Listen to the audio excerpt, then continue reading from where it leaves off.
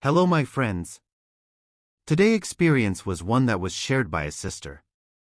We found this urgent and important, we quickly decided to share it with you. Time is not on our side again, the rapture isn't a moment away. Imagine a small island in the middle of the Indian Ocean, where the words of a simple YouTube video changed everything for a mother and her son. Sister Anne, who had never heard of the rapture before 2021, saw her life transformed by mysterious dreams. She and her son, Fry, had visions that challenged their understanding and beliefs in a place where biblical prophecies are almost unknown. Do you want to know what happened next? Get ready because what I'm about to share will move you. We live in an intercultural country where witches and sorcerers are part of our family, making the challenges of raising my child even more complex, especially with a spouse who doesn't share the same beliefs. Sometimes fear and despair overwhelm me about the possibility of the rapture, but God always finds a way to comfort me with His truth, His word, and through His servants. This year, spiritual attacks have intensified, and I found myself questioning God about the rapture and other concerns. Although I haven't had a clear dream about it, God often reveals insights to me in dreams since childhood, about our spiritual battles and even about people around me. On Saturday, July 20th of this year, both my son and I had dreams that warned us about what's to come, with a voice in my dream telling me that Jesus is coming very soon and that we must be ready for the rapture. These dreams were not just ordinary, they carried an urgency I had never felt before. The voice I heard was clear and unmistakable, warning me about the nearness of the rapture and the need to be spiritually prepared. My son, who had a similar dream that same night, shared his vision with me, and it reinforced the feeling that something significant is about to happen. Since then, I've sought God's presence even more, trying to guide my family on the right path despite the spiritual challenges and skepticism around us. With each passing day, I feel the responsibility to warn others about the importance of being ready, as time is short and the signs are becoming increasingly evident. In my dream, I felt an indescribable urgency, as if something was about to happen very soon, and the need to be prepared for it was intense. Although I remember only fragments of the dream, the message was clear: we must warn others about what's coming. While I questioned God about something, I can't recall the exact question, but I distinctly heard the phrase 3 days, without understanding what it might mean, whether days, weeks, or years. The next night, on July 21st, I had another dream, where I was prompted to write letters to those who would be left behind, Christians who still cling more to the letter of the word than to God Himself. I was guided to warn them and show them how to reconnect with the Almighty before it's too late. These letters, I felt in my dream, would be a last chance for those who would miss the rapture because they were distracted or distant from God, despite their faith. The mission was clear: to deliver a message of hope and guidance so that even after the great departure, these souls could find their way back to true communion with God. The weight of this responsibility stayed with me upon waking, and I realized that this task was not just a personal calling, but an urgent duty to share with everyone who still has time to prepare. Every word written in these letters could be the difference between loss and redemption for those left behind. I was led to abandon false religions and follow Christ exclusively, for only He is the door to heaven and the way to the Almighty Father. These 2 dreams I had carried a clear urgency to warn others about how close we are to this event. Now let me share a sensory dream I had on Sunday morning while preparing lunch. My 3-year-old son was playing around the house singing, when suddenly he jumped in front of me and said, "Mom, Jesus told me in my dream that He is coming very soon." He continued playing, and although I cared about what he said, I didn't take it very seriously at that moment, as I had already talked to him about my own dreams and the importance of being prepared for the rapture. Later, after his afternoon nap, he returned to playing around the house, but this time he hugged me and repeated that Jesus would be coming very soon, as revealed to him in his dreams. At that moment, the repetition of the message by my son began to deeply move me.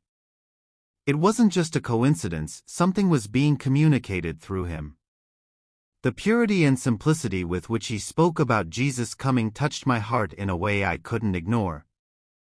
I started reflecting on the importance of paying attention to the signs God sends us, even through the youngest and most innocent. From that day on, I decided to take these revelations even more seriously, understanding that God was using my son to reaffirm the urgency of the times we are living in and the need to prepare spiritually for what is to come. My son told me that a bad man came to attack him, and once again he simply returned to playing. He went to his father and said the same thing, but the father didn't pay much attention either. Initially, I didn't take it seriously, thinking he might be repeating something from my dream. Later that afternoon, I began to reflect on what my son had said, and my own dream came back to mind. So, I picked up my son, hugged him, and asked if he could tell me more about his dreams. I did this again at night to ensure he was being sincere. He told me that in his dreams, although he didn't see Jesus, he heard his voice saying that a bad man, or perhaps the devil himself, came to attack him. He used a French word that we normally use to refer to the devil, the evil one. He said he tried to defend himself when the bad man came after him, following Jesus' warning that he was coming. As I listened to my son describe this dream, I began to realize that something very serious was happening, something beyond our everyday understanding.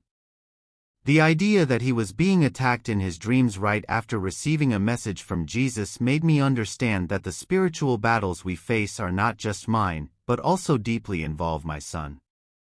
This dream seemed to be a warning not just for us, but perhaps for all those who are spiritually inattentive.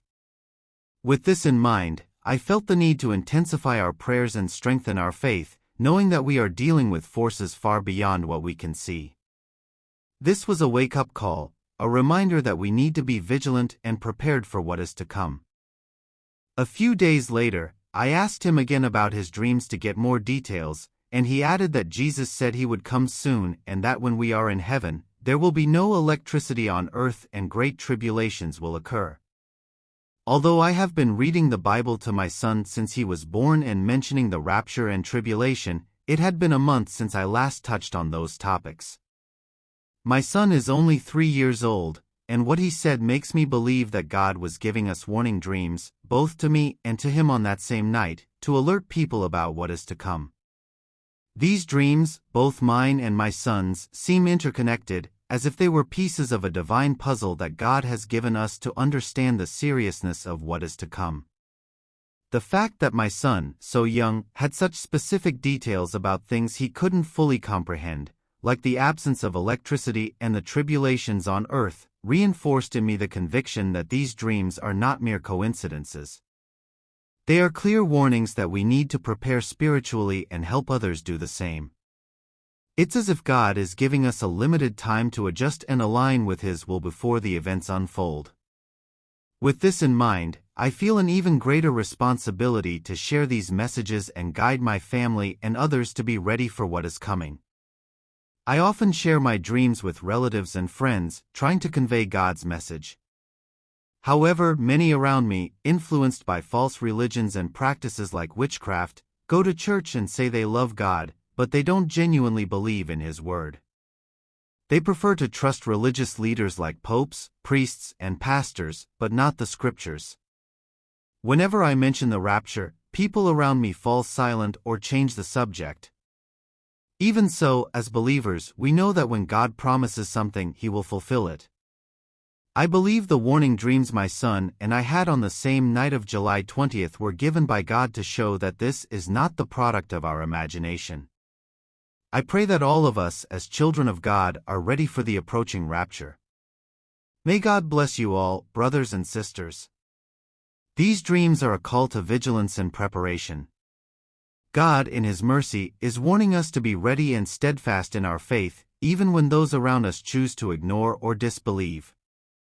I know it won't be easy, especially in an environment where people are so disconnected from the true biblical prophecies, but the urgency of these dreams gives me the strength to keep sharing this message. I hope that as you hear this testimony, you feel the same call to prepare and help others do the same. If this message has helped you better understand the signs of the end times, Please leave a like and share it so that more people can be reached.